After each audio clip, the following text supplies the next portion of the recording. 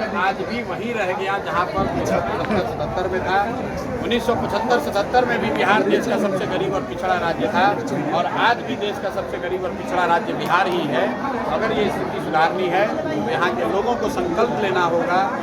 जो रास्ता जेपी ने बताया, जाति धर्म नाली गली हिंदू मुसलमान का फर्क छोड़कर अपने और अपने बच्चों की पढ़ाई और रोजगार के लिए वोट दीजिए।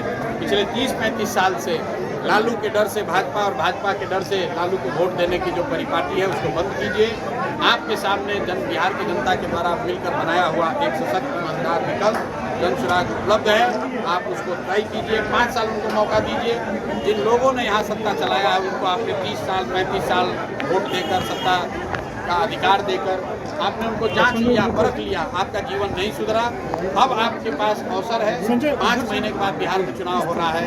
तय आपको ये करना है कि जिनको आपने 30 बरस से जांच लिया, देख लिया, परख लिया, या फिर से उन्हीं को वोट देकर उन्हीं को ये सत्ता सौंपेंगे या कोई नई व्यवस्था बनाएंगे जिसमें आपके बच्चों की बात हो, आपके बच्चों की शिक्षा रोजगार की बात हो। निर्णय जनता को करना है।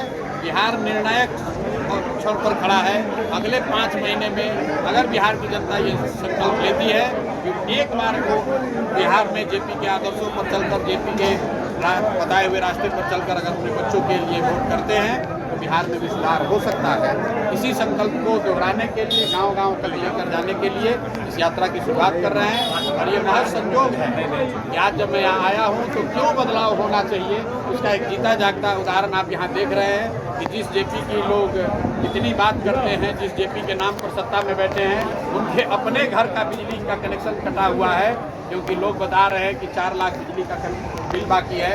सरकार इतनी असंवेदनशील है कि उसको ये भी नहीं पता है कि जेपी के अपने घर का बिजली कनेक्शन कटा हुआ है, वहाँ अंधकार है। नेताओं के घर में उजाला है। यही बात तो गांव-गांव में जनसुराज बता रहा है कि जो नेता के बच्चे हैं वो बिना पढ़े लिखे राजा बने हुए हैं। नेताओं के घर में एयर कंडीशन चल रहा है, नेताओं के घर में बिजली आ रही है और आपके बच्चों के जीवन में अंधकार है। अगर आप सजग नहीं होंगे तो आपके बच्चों के जीवन में उजाला नहीं आएगा। यही संदेश लेकर अगले 4 महीने बिहार के गांव-गांव जाना चाहते हैं। ये राष्ट्रीय स्मारक चाहते हैं। राष्ट्रीय स्मारक नहीं, ये तो बिहार का स्मारक, राष्ट्रीय स्मारक तो बगल वाला है। अच्छा, अभी आपने दोनों जगह तो क्यों क्या किया नेताजी जी? इतने बड़े मंच को आपको जो पब्लिक सुनने के लिए आई थी? नहीं, मंच को मैंने नहीं, हम यहाँ भाषण देने नहीं आए। यात्रा से पहले एक रात उस गांव में बिताने आए हैं जहाँ से इस पुत्र का इस मिट्टी के लाल का जहाँ जन्म हुआ उस मिट्टी को नमन करने आए हैं, उससे कुछ प्रेरणा लेने आए हैं। आज पूरी रात इस गांव में मैं रहूँगा। आपको देखने के लिए जनता आई है, जनता से मिलेंगे, अभी यहीं पर है, पूरी रात इसी गांव में रहेंगे। लेकिन यहाँ मैं कोई राजनीतिक भाषण देने नहीं आया हूँ, इस मिट्टी को नमन करने आया हूँ, इस मिट्टी से कुछ प्रेरणा लेने आया हूँ, ये संकल्प लेने आया हूँ कि हम लोग सही रास्ते पर बने रहे, अपने आचार विचार व्यवहार में ईमानदारी और शुद्धता बनाकर रखें। इस मिट्टी को प्रणाम करेंगे और कल से इस यात्रा की शुरुआत करेंगे। जेपी की धरती